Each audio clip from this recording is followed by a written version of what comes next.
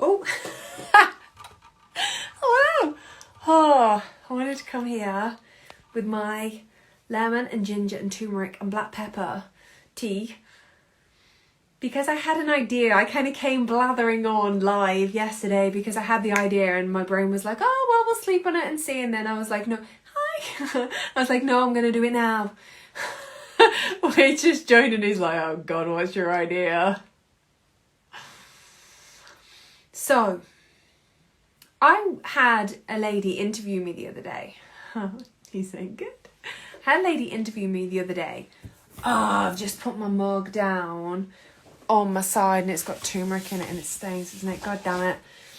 I had a lady interview me the other day and she said to me, when is the time to take anxiety seriously though?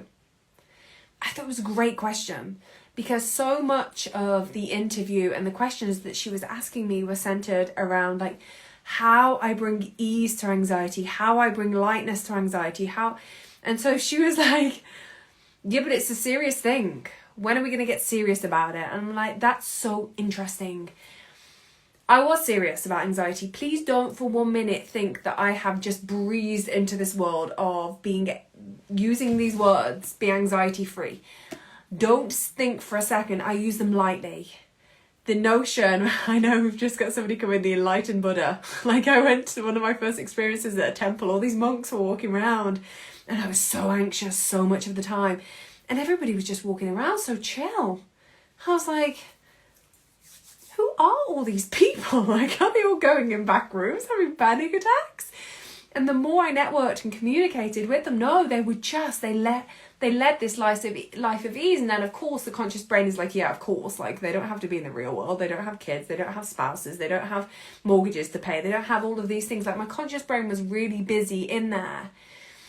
But it wasn't true. They navigate things in the temple, which I find out because I'm around them a lot. Like, that notion of being anxiety free is accessible, and being in and around the monks, that was the first time I saw it live. Goenka was the first person I learned meditation from, and I was watching him and I had the same like thoughts in my brain. I'm like, well, clearly he goes back to his back room and has a panic attack and a meltdown, like teaching all these people all over the world like lies. But then I was seeing these people in front of me, these monks all just walking around being very chill, and I saw them a lot of the time. It's like they couldn't wear this mask all the time. I'm like, maybe there is more. Maybe I could be anxiety free. And that was very funny at the time because I was not very well at all. Ooh, excited. I was not very well at all. And the idea at that point of somebody breathing the words, well, you can be anxiety free, I wanted to stab them in the eyeball. Like, you don't know what is in my brain. You don't know what is going on in my body. You don't know. How dare you suggest that I could be anxiety free? Like, no. Well, skip a few years. That was a few years ago when I got really curious about these words. There's more than this. I got curious one day and I haven't let go of those words ever since. At every paradigm, there's more, there's more, there's more. And so I started to explore this notion. Well, there's more than this. And I did it in the more traditional Western routes to begin with, when we took anxiety really seriously and we talked about anxiety and we talked about the panic attacks and we talked about the detrimental effects it was having on my body, which science couldn't work out. Like we were so serious about it. And I was like, well, this isn't working. So I went really Eastern and I started meditating and do like all of that stuff. Neither of those things particularly worked for me. I was like, this ain't working, guys. I just feel marginally better. And that was mainly because of the East stuff. This idea that I get to feel marginally better just didn't cut it for me. I started to get very, very real with myself, being like, I'm here for a short amount of time. I want to do this differently, and I got very serious about it. So it was such a full circle moment when I was being interviewed the other day and she was like, well, shall we be serious about anxiety now? I was like, no! Like, if you want to be super serious and let's like journal about all the pains of it and like, you can. But the evidence in my life and most of the people that come into my world, like, we've tried that. And so many people that I work with have been medicated. and they've had their medication upped and they've been stamped with different things and none of it helps. Being so super serious about anxiety just wasn't a helpful thing for any of us. What I bring to anxiety is a lightness and there's no denying heavy things happen to us. We're humans. We are never, ever, ever going to escape the heaviness of this human experience. It's inevitable. We signed up for it. But what we do get to do is awaken this powerful state of being that's inside us all, to be able to feel like I'm unstoppable. Like literally anything that comes my way, I will navigate it. I know I will navigate it. I am so powerful. I can. Now, anxiety, when you're living in this anxious existence, that's incomprehensible. It isn't feasible. It isn't fathomable. The things that my clients bring to me, which are so heavy and so human and so big, and we can together bring this lightness to it, to mean what? That we can see it and perceive it from a different space. And then when you can perceive your own self from a different space, then you can make different choices, and anxiety doesn't have to be in there, because as much as I know you and I don't want to believe it, anxiety is a choice, and it's not a conscious choice. Like, I know you're sitting there being like, well, I am not choosing this, Emma. I wasn't choosing it actively either. I was not choosing to pass out on Ofsted investigations. No, it's not even an investigation. See the trauma in my head. Ofsted inspection that felt like I passed out in front of a class. I literally was so anxious that I just flat passed out. And then I got back up and I just carried on like it was a normal thing, and everybody just carried on. Like, it was that bad. I wasn't actively consciously choosing it, because that would suggest that I'm a psychopath, and I'm not a psychopath. But what was happening was feeling anxious, feeling guilty, feeling worried, feeling like I'd done something wrong, feeling like I'd upset somebody. That was just in my head all of the time. So what that does then is it creates a thought loop, and there's a trigger, and it sends the same neurology. It fires your brain in those ways. It fired my brain in those ways, and then it would tell my body to secrete chemicals. And so the glands inside my body would secrete chemicals that matched my thoughts. So I'm a terrible person. I do horrible things. Like, I'm such a nightmare. I have got so much to be worried about all of the time. Everything is a threat. My body was like, oh, fuck, we better be on the lookout then. And it would secrete the chemicals inside my body that matched that, which would then send the audio to my brain being like, oh God, something's going down. Like, what? Be hyper vigilant. And so this sequence just got locked inside my body. So I just unconsciously locked inside that unconscious space. Not consciously, we don't want to choose that on purpose, it's horrible, but unconsciously I was so used to it that just happened all of the time. So when I say I know the perils of anxiety, I do. I know the frustrations of that I like the idea of somebody saying you're creating this for yourself, not consciously, but it's happening. What we get to do is see it all with so much more lightness. My mission, what I want to do is I want to gift this work has been gifted to me, and this is where it all gets a bit weird, because I don't get it. I was a facts, I was a science girl, I was a seeing is believing. If you can't prove it, I don't want to know. My life has spun a 180, and I'm like, oh my God, everything's energy. You can perceive it on different levels. There's different paradigms. You can quantum leap, because the more you can come out of your brain, the more you can lean back into this space, the more you can perceive with a different lens, but it's not your eyes, it's a different level of perceiving. When we're able to teach ourselves to do that, and we can all, I know we can all do it, we just aren't bloody taught how to. That's what I want to do in as many ways as possible. So yes, I do the more like traditional teaching, coaching, but not everybody's in a space where they want that or it's accessible or anything. So I'm constantly being like, how can I get this work further out? How can more people learn about this work? Like, I was a school teacher, and when I started to learn about this, for 12 years I was a school teacher. I finished 2 years ago because I was like, oh my God, I can't.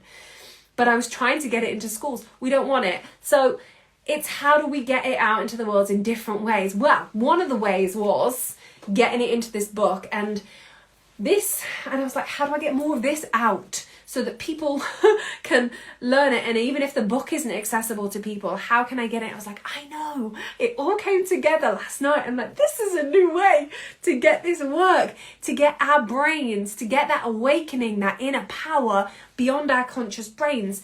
So last night, I know something, you know, if you're a creative, if you're connected to the divinity of this universe, you know when you're getting something like percolating in the background, you're like, something's coming and I don't know what, and I'm not going to force it because the universe is like, if you're going to be holding me to ransom, it ain't coming through. So none of that, but I knew. And it kept edging in the background and I kept being like, what is this? I don't know. It felt like the fine formula again. It felt like when I was getting like put it into a book and I was like, what? I don't get any of this. It felt like that. And then last night, oh, it gave me goosebumps. Last night, I was laying in bed with one of my twins. And we're doing nighttime, we're having the loveliest snuggles together. And then it just hit me. A new way to be able to get this. And then last night, it hit me in a way that every day, I'm going to come into this space and I'm going to go live. And I'm going to share something. And it might be, because every day in here, there's 7 steps. And there's 7 days. So every day there is a different foundational area that we use to see how our conscious mind, Bob and Francis and Toad, there they are at the top, the little monsters, where they're getting in the way of our truth, of who we actually are, not who we think we are.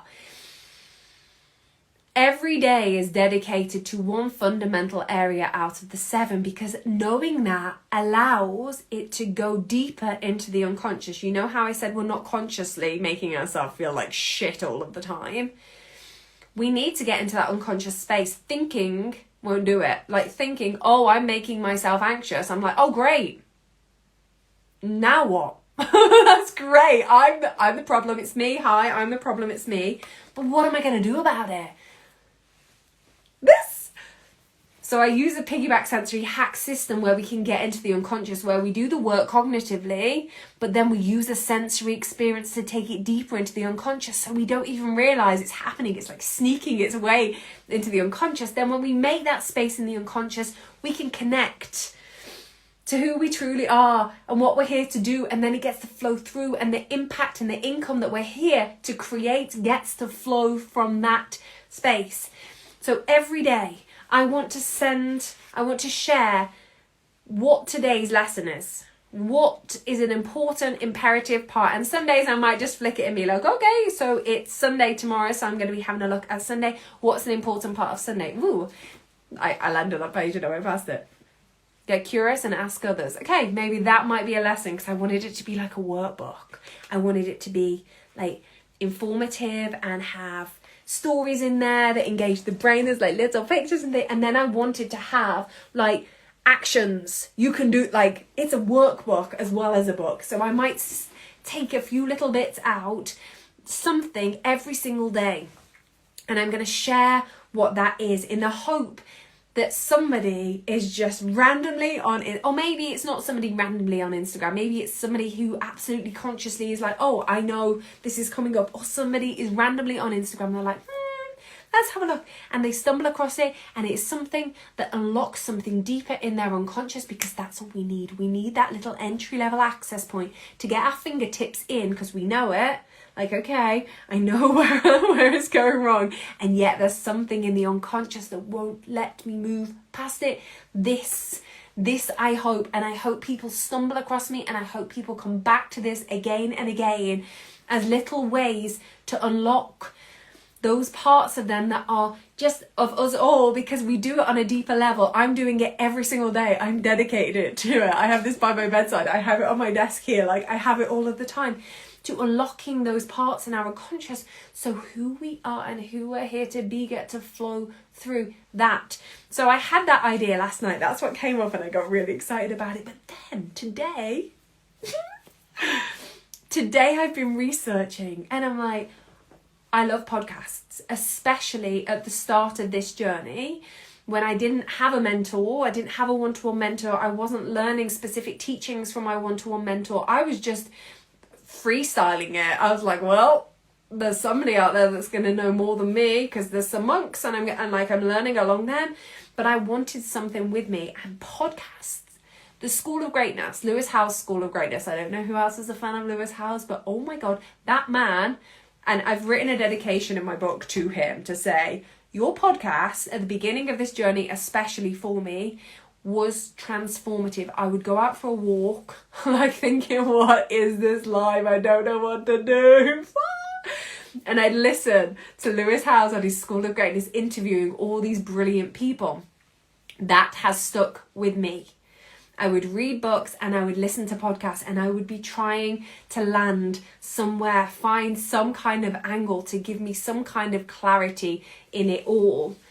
So that's what I want to be able to do. I want to be able to put what I'm doing here into a podcast, and you can. That's what I've been spending today researching. So you're the first people to know that this work here, when I do a live here, you can download it. So if there's any entrepreneurs out there and you're thinking about the same thing, like, watch this, because I'm figuring it out. So if you've got any questions, please ask me, and please share if you're something like, I got it figured out.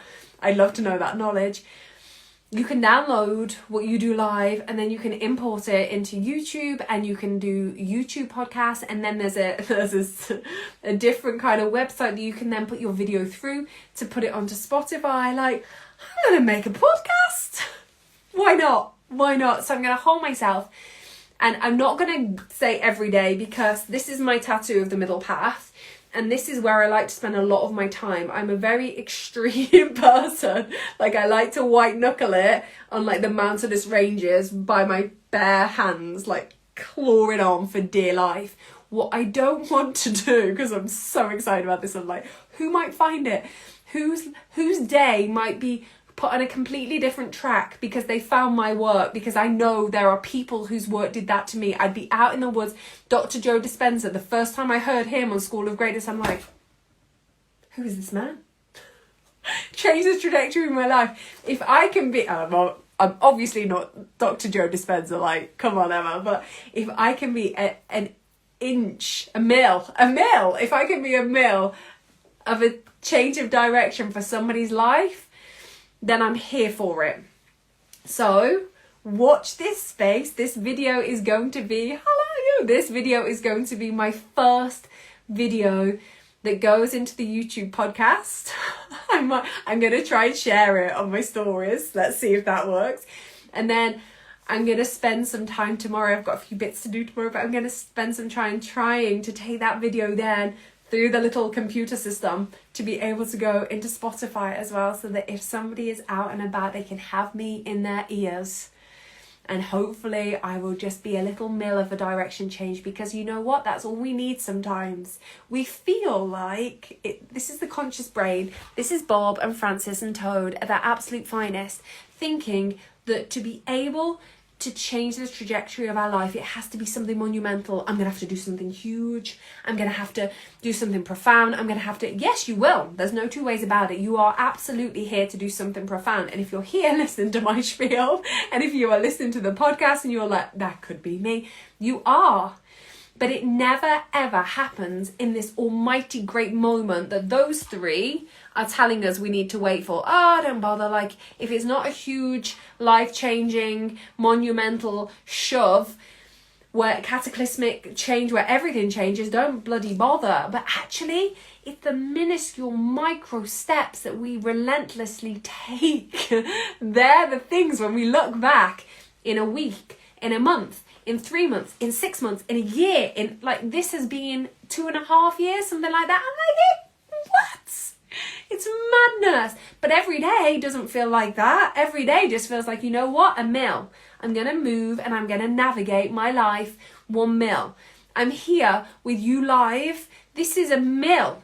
This is a mil. I'm just thinking about what it could be. I'm researching what it might be. You watch in, hello gorgeous, in however many days, weeks, months, years, decades, you watch what this work gets to be. And why? Not because straight out the gates I know what I'm doing, because most of us don't, do we? I'm going to pull up seats next to people that know, that are further ahead than me, 100%. That's what I'm dedicated to. But watch how those little directional changes add up, and one day you look back and you're like, oh, snap. It is paying off. I am doing all right, even though my brain is constantly dedicated to tell me I'm not. So I really hope having this on the YouTube podcast and then figuring out how to do Spotify podcast will mean that somebody will just come across this and it will change the direction of Mill, because I promise you, and Mill's all we need. It makes, and we lose sight of it, but it makes the most profound difference in our worlds. So you heard it here first. I have spent this afternoon doing my logo design. Nikki, I'll have to send them to you. I'm so happy with them. Doing my logo designs, putting some things together for the marketing for this, my newest passion project, my newest idea that I'm going to dedicate time, money and energy to as another little incremental. Maybe this work is going to be able to land in the lap of somebody who is absolutely meant to, and it gets to move their life that Mill, and that's all it changes for them to go seeking their more in whatever direction that could be. Because how exciting is it? How exciting is it to know that we all, and most of the time without even knowing, the lives that my life has been impacted by, and I try and let people know, but we can't always, can we? It's not always that obvious. So many people have gone on to change the trajectory of their life because of you, and because of something, how you showed up in their life at some point. You moved their life a Mill, and it got to go in a direction which was much more powerful for them. I hope this is what this podcast is going to be. I hope it means that this work gets to be more accessible, because the school systems aren't allowed to do it. Oh, so we need to get it out wide and far so that we all know how to do this, because a world filled with people where we can control our conscious mind and not be at the mercy of it, and not be at the mercy of anxiety and horrible intrusive thoughts. What a world. So this is episode 1 of my new podcast. I'm not sharing the name, but I'm very excited about the name, and this is a clue.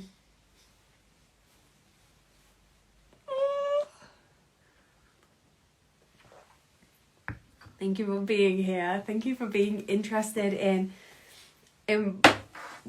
more. If we were all just interested in expanding ourselves and being interested in creating more, we live in a really different world. And that's what we're going for, isn't it? That's what we'd like. So, episode 1 complete. Thank you for being here. Much love.